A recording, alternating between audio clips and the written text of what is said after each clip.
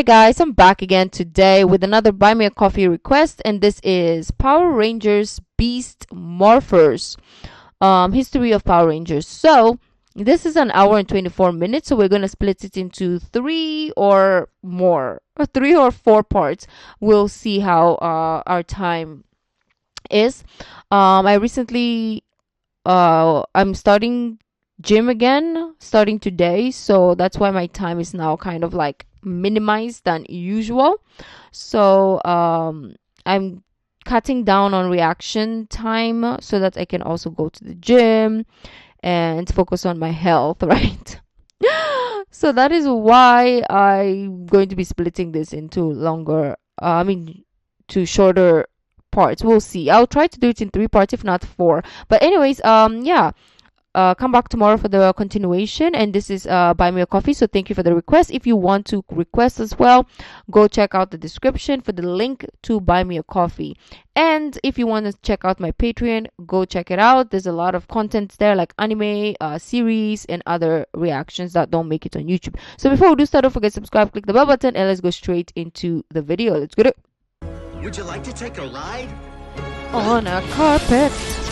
Or not. A humanoid robot that changes into a vehicle. I wonder if there's a Hasbro property like that. Oh, right, of course. Transmutation formers. Transmutation formers. More new items available. Super Fire Blast. Welcome, my friends, to Power Rangers That's like my Beast hair, though. Morphers. Rangers! This is the best. Here we are again, my song. friends. In the year of our Lord 2021, we have ourselves another history of Power Rangers and a new era for the show. The first effort of Hasbro's stewardship of the series. I tell you that they certainly haven't skimped on the toy side of things. The Lightning collection has a cool range of stuff, especially in the figures department. I tend to prefer the roleplay stuff like morphers and weapons, but I know people who have been pretty happy with the selection of figures put out. But we're not here to talk about the toys, we're here to talk about the show itself. Hasbro, as most people are probably aware, is not really known for live-action properties. Oh, sure, you've got stuff like the Transformers movies, but let's be real here. Most of that kind of thing is overseen by movie studios, not the toy company that owns the rights to it. No, when it comes to Hasbro's television works, it's usually animation, with products like G.I. Joe, Transformers, My Little Pony, etc. But hey, it's not like Power Rangers would be Hasbro's first live-action TV series. Why, for the channel Hub, they produced Taylor Swift, Journey to Fearless, and, Hub World, a news magazine show mostly existing as a promotional vehicle for programs on the Hub. Well, okay, they did a 6-part adaptation of the board game Clue, and the old movie version of that remains wonderful, and, it's, I haven't seen any of this. I'm an Agnes. DJ Jazzy Jack's spinning a surprise set. Gotta get the word out. Okay, we may be in trouble. I kid a bit. People were telling me all the time it was airing that Beast Morphers is actually really good. And despite the changing of hands in production, a lot of staffers remained on, including Judd Lin basically staying in his position overseeing the series after Ninja Steel, which I think was a good call. Keep the people who know what they're doing to help with the transition. And hey, as a result of a shift in oversight, suddenly from a creative perspective, the new bosses might be more amenable to fresh creative ideas than the old ones. Were there new ideas? Or was this just more of the same? Well, let's find out.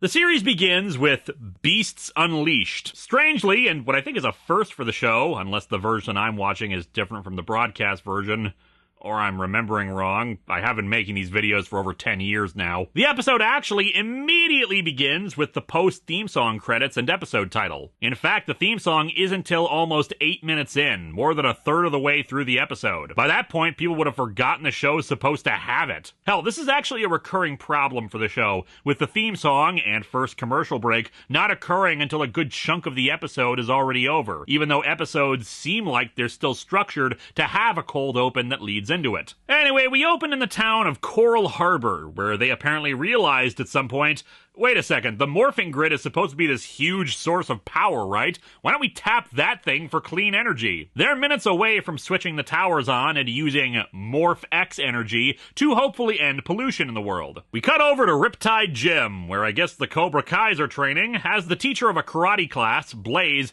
is annoyed that one of his students, Devin, wants to learn more challenging moves, and his reaction is to attack Devin. Devin manages to defeat him, but Devin's father, the mayor, shows up to pull him out of class.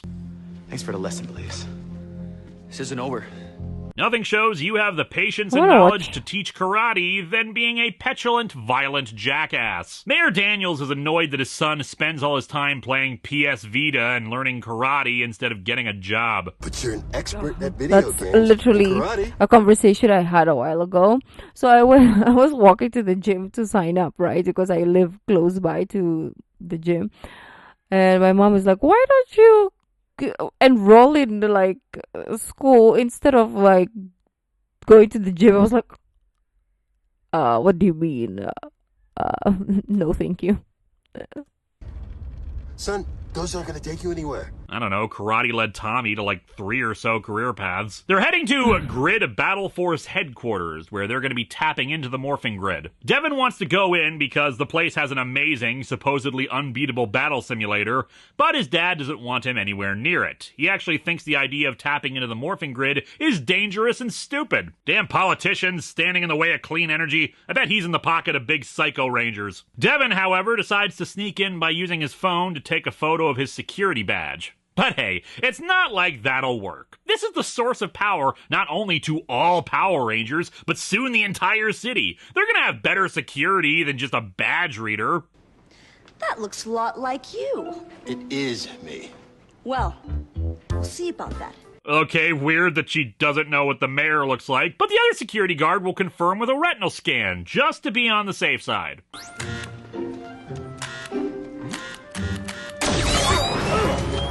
Coral Bay is going to be the next Chernobyl, isn't it? But hey, at least they are doing security checks while not watching the front or having any other guards at the entrance, which allows Devin to sneak in and indeed use his phone to bypass security. Another person identifies that the mayor is, in fact, the mayor. Huh? The mayor?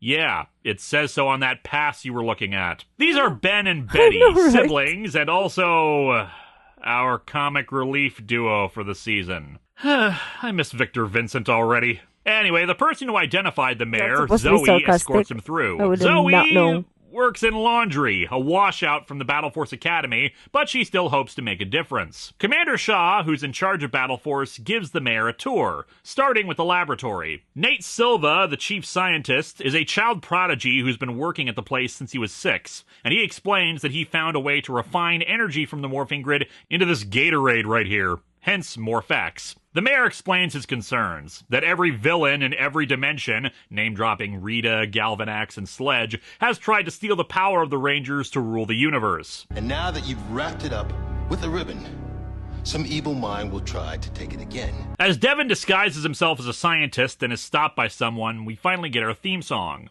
I don't like it. While it does contain Go-Go Power Rangers, usually something I enjoy, the song just feels so lifeless. It's a bunch of techno beats, a little guitar, not really a tune, some synthesized voice. It sounds generic, like a throwback to an early 2000s action cartoon. Probably something CGI, like a spy thing. It's just not good.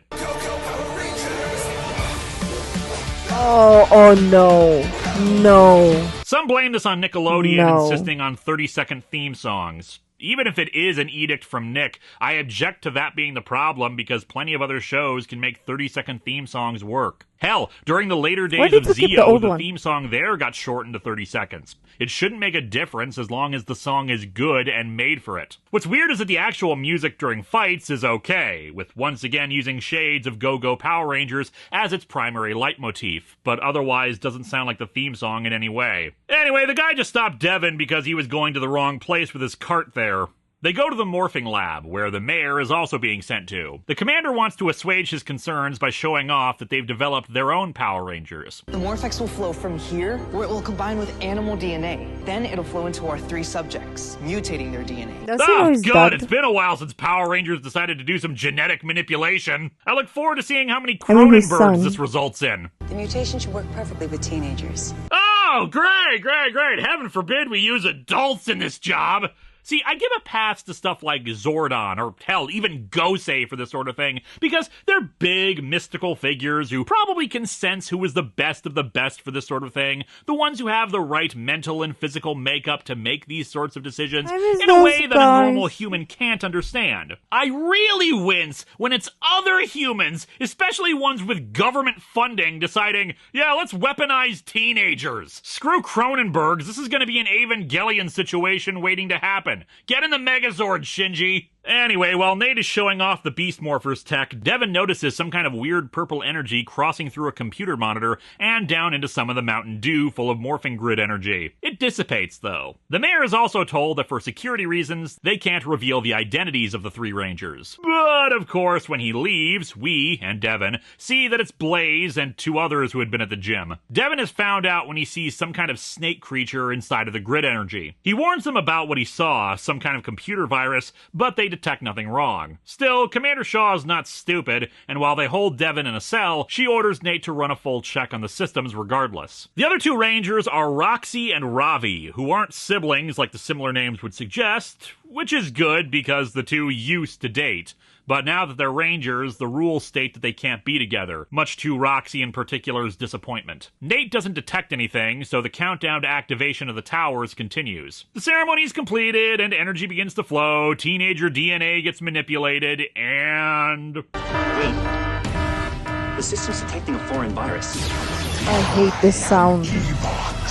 Yeah, I could have told you this was a mistake to play with morphin energy like this. After all, Too much pink energy is dangerous. they try to abort the sequence and get everyone to evacuate, but the place is going wild. Even the holding cell doors malfunction, allowing Devin to escape. Zoe is told to leave too, but she decides not to. I solve big problems. Laundry girl to the rescue! We solve problems too. No, we don't. Maybe you're in the wrong careers. Anyway, they can't stop the power infusion of the Rangers, but fortunately Roxy and Blaze are not turned evil. Exactly. Rather, their bodies get knocked unconscious, and evil duplicates of them, called avatars, emerge in their place. Devin grabs a gun and shoots the tube carrying morphin energy in, stopping it before Ravi is changed too. Devin, Zoe, and Ravi are forced back into the morphing converter, and with no other choice, Nate quickly transforms them into Rangers to stop the avatars. Devin has cheetah DNA now, although considering this flying kick he made in civilian form, I'm not sure anything really changed. Zoe jackrabbit DNA, and Ravi a gorilla. Nate uses the teleportation devices they've developed to beam the avatars as far away from the base as possible, which seems like a bit of a mistake, since that means they're now on the loose where they can attack civilians rather than being contained inside, but hey, I'm not a child prodigy. Actually, he'll later explain that the avatars were sent to a different dimension. Roxy and Blaze are in comas. Their bodies perfectly healthy, but their minds are elsewhere. They're linked through the morphing grid, Nate theorizing that if they destroy the avatars, their minds will be returned to their bodies. They're intelligent. They'll find a way back here. Especially if the place they're in has an interdimensional subway train. Shaw says that they'll need the Power Rangers to defend them if and when the avatars return, in the process revealing that Ravi is her son. They have a lot of training to get caught up on, so the 2 are sent to the battle simulator to end the first episode. Our second episode, Evox's Revenge, sees the avatars landing in human form in what looks like the Netherworld. Hey, if you see Octoroo hanging out in the Senzu River, tell him it's not too late to finally do that samurai follow-up. Actually, they landed in the cyber dimension, which means I guess we finally have that Power Rangers and Superhuman Samurai Cyber Squad crossover that we always wanted. And remember that if my Patreon gets high enough, I'll cover that show as part of History of Power Rangers too, just so it doesn't take 2 years in between new HOPR videos.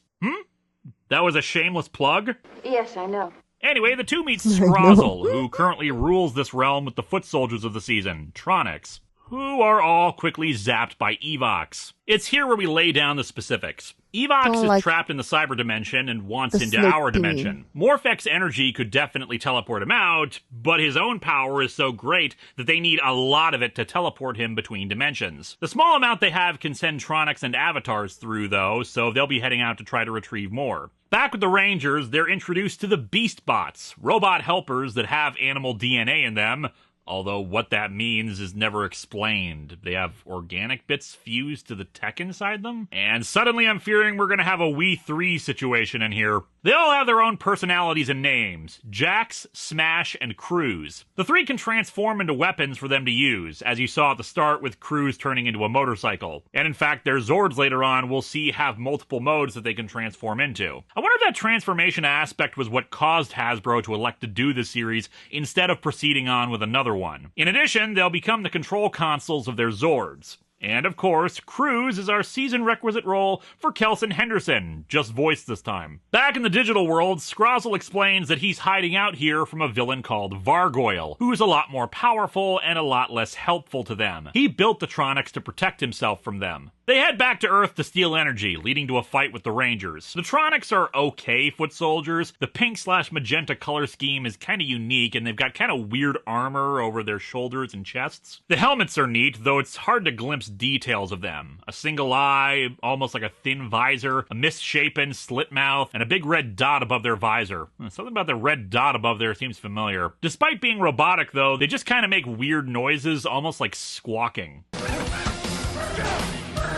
Monsters are created by using copies of the Evox virus infused with Morphec's energy and inserting a morphing key into an object, transforming it into a monster called a Robotron. It's kind of reminiscent of Lord Zed changing everyday objects into monsters. Except this time, when they're destroyed, they're destroyed. So at this point, I should talk about the suits. They are unlike anything we've ever seen before in Power Rangers, a fact I pointed out years ago when I thought this Sentai, Go Busters, would never get adapted. Instead of the traditional spandex... That is not spandex! The material is a self-assembling nano... It's kind of a leather jacket and pants, with a helmet that resembles the respective animal, and a larger-than-normal mouthplate. They look like the most practical and functional suits we've ever had on the show, which makes sense given this is another government-run, or at least privately funded with government-subsidized, Ranger team. I like them. They're simple designs, but different because of the new material. The morphing sequence is actually kind of lame. We don't see it properly. Yeah, I'm not mad about those suits. I like them as much as I like the original suits, and then everything else in the middle, no thank you. Until the third episode, and it's just them being surrounded by CGI smoke and animal head, then their helmets form up once the CGI smoke clears. The only cool part is that their visors come out of the morpher and form into the helmet. Speaking of, I loved the morphers. They're kind of a combination of everything I like in a morpher. It's wrist-based, it opens up, it uses a secondary device, a key in this case a la Turbo. It's a unique design, and it's not a cell phone. The Morphec's energy stolen isn't enough to get Evox out, but it is enough for Scrozzle to unleash a Gigadrone, basically blank slate giant robots that take on the partial form of a Robotron, but giant-sized. The Zords this time around are vehicles again, as befits this type of organized Ranger team, though the individual Zords have an alternate mode that reflects their animal. What does not befit them is that we learn the Evox virus did get into enough of the transferred DNA to corrupt them partially. No Cronenbergs, but they all have weaknesses based on their animals. If Devin sees a dog, he freezes up. Zoe consumes energy more rapidly and needs to eat carrots to replenish herself. Ravi overheats easily and becomes more aggressive. None of this makes the slightest bit of sense unless your understanding of animals does not go past the first grade, which... certainly possible when their chief scientist isn't old enough to drive. Cheetahs are cats, and cats are afraid of dogs, so Devin freezes up when seeing a dog. Far too complex for you to understand. The carrot one is especially terrible because while rabbits can eat carrots, they're actually not that good for them in excess, and particularly not a jackrabbit like Joey is, since carrots contain a lot more sugar than you would imagine. Too many carrots causes diabetes in rabbits. And Ravi's thing is about... Gorilla's getting too hot? I don't know, it's dumb. Though these weaknesses do come up again a few times throughout the series, usually for comic relief. Devitt is given leadership of the team, and while at first it's odd that the least experienced would be given the role, the show demonstrates quite nicely that he actually has leadership qualities. Patience, concern for his teammates, the ability to prop up all parts of it, bravery, etc. It helps that the other two spend the entirety of the episode bickering over it. What I'm confused by is why they're not making more Rangers. It's not like the equipment to make more Rangers was utterly destroyed, and there must have been a backup team being trained in the event that something happened to the main three before they got their powers, or having somebody on standby. Hell, the entire premise of the season is predicated on having direct access to the morphing grid and using it for power. The sentiment still rings true, even if it's not about money in this case. You're rich. Buy an army. Despite the goofiness of the animal DNA weaknesses thing, the first two episodes are a very strong start to the season. The premise already establishes ties to the larger Power Rangers universe, and while it's implied that this is the main timeline thanks to the particular villains name dropped, because of the mayor stating interdimensional threats, this could be its own continuity altogether. Just one more aware of the other threats faced by Rangers. It's just, as I said last time, Wes going around giving interdimensional transporters to everyone out there means that other dimensions now know about Rangers, the morphing grid, and threats out there. Although it's suggested later that this universe didn't have Rangers before making contact with other universes, so it's odd that Wes would just randomly drop one off if they didn't. The team dynamics gel right away, with hints of SPD both with the larger organization and with a Blue Ranger training to be on the team and acting as the most experienced, but also that misfit quality by having people who may not be the best, but certainly deserve to wear the suits. We also got some cool new dynamics right off the bat. SPD had evil Rangers at the end of the show, but this one gives us evil Rangers to start with and a strong motivation to fight them. Plus, they play with it in the fourth episode, A Digital Deception, when Avatar Roxy tries to trick Ravi into joining her by pretending she's overcoming the Evox virus in her and playing on his sympathies and love. Speaking of the villains, we've got a lot of mystery and intrigue around them. Where did Evox come from? What's his backstory? Who's Vargoyle and what's their agenda? Anyway, on the subject of villains, in the fourth episode, they retrieve a neural aligner that was originally used in turning Blaze and Roxy evil. Scrozzle hates the Avatars and wants the favor of Evox for himself, thus working on his own plans to push them out. Surprisingly, the series actually doesn't have our heroes form the Megazord right away, waiting until the sixth episode to do so. Instead, the initial Zords actually get some spotlight and cool moments in fights. And in fact, we have a lot more instances of this show using the individual Zords to fight threats instead of just always forming the Megazord. What's more, because the Gigadrone is different from the Robotron, most of the time you have two fights happening simultaneously. One group fighting the Robotron on the ground, while another group is fighting the Gigadrones in their Zords. And thus we have the Beast X Megazord, which, I don't know, it looks really busy to me. Like, just too many details on it that keeps it from looking like a good whole altogether, even though it's only made of 3 Zords. In the meantime, Scrozzle salvages a bunch of components to build a Cybergate, a method by which Evox can re-enter Earth. Man, I wonder if he'll be able to open it.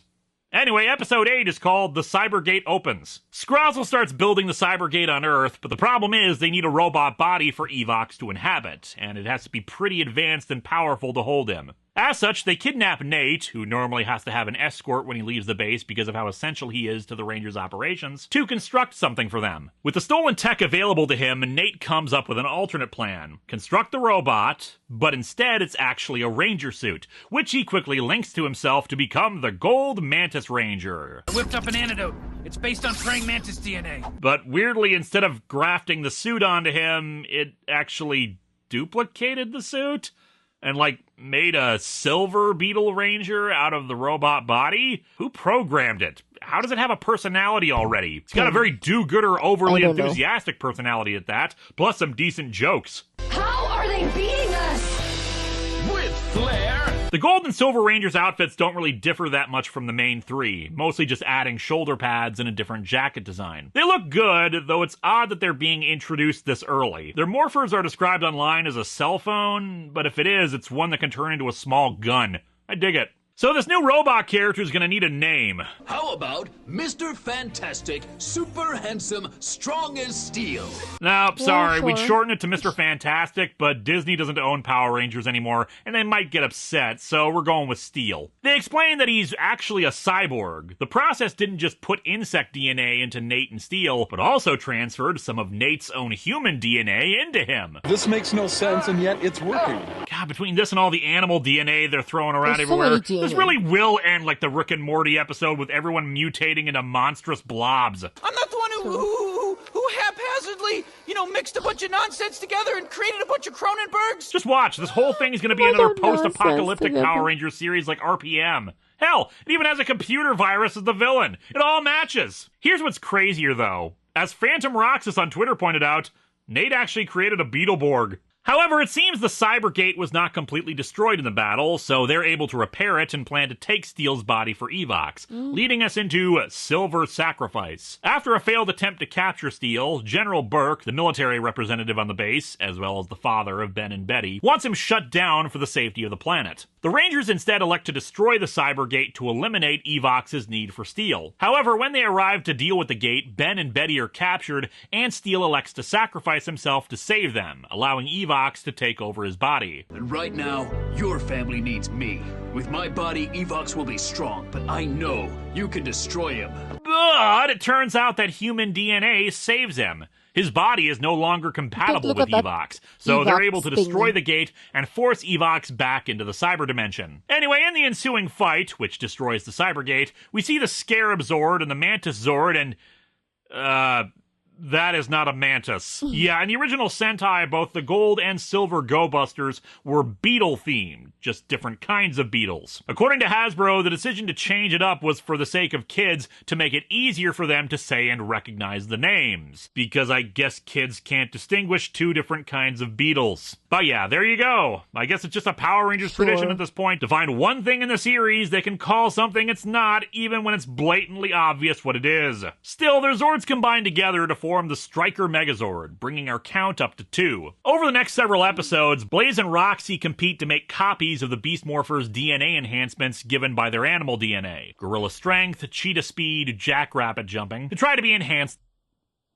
themselves by it. I should note that they keep throwing around this idea of DNA and robotic things, but never once did they ever say the word cyborg. Or if they did, I never noticed it. Even Steel is just described as half human, even though they never show off what part of him is human. He doesn't even have a digestive system. He's powered by Morphex. Anyway, the villains only have a handful of data chips capable of copying the powers, thus only one of the two can get the enhancements. During this, we unveil what I guess we could consider Devon's Battleizer, Red Fury mode. It's some light armor that flows pretty nicely with the regular outfit, some cool claws, one of the least bulky Battleizers ever, frankly. We also see that Nate and Zoe have crushes on each other, but with both as Rangers, the no dating rule applies to them. One of the problems with the Red Fury mode, however, is soon discovered. It's powered by Fury Cells, evil objects from the cyber dimension that Scrozzle had. He uses them for powering up monsters, but there were only 4 of them, and using Fury mode uses up the energy from them, but it also corrupts Devon and turns him evil. Pure evil? Pure evil. After he Okay, we will end it here. 2512 Pure Evil. And we will continue tomorrow as well. So thank you guys for joining. And yeah, if you want to recommend some other stuff to watch, leave it down in the comments. If you like this video, don't forget to give this video a thumbs up, subscribe. I'll see you in the next video. Bye.